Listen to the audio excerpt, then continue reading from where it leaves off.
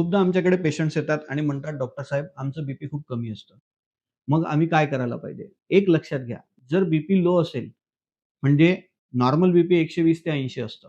जर ते तुमचं 90 ते 60 पर्यंत जरी कमी होत असेल, पण तुम्हाला जर काही त्रास नसेल, तर तुम्ही काहीही करायची गरज नाही.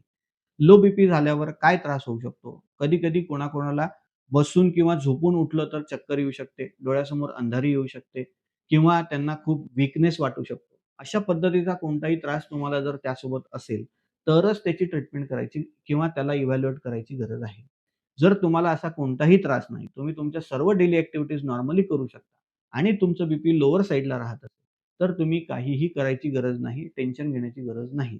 आमच्या क्लिनिकल प्रॅक्टिसमध्ये आम्ही हे बघितलेलं आहे, की जनरली फिमेल पेशंट्समध्ये हे बीपी 90 ते 60 या रेंजमध्ये असण्याचे चान्सेस खूप जास्त असतात आणि त्याच्यामुळे त्यांना कोणताही त्रास होत नाही. म्हणून प्रत्येक लो बीपीला ट्रीटमेंट करायची गरज आहेच असं नाही.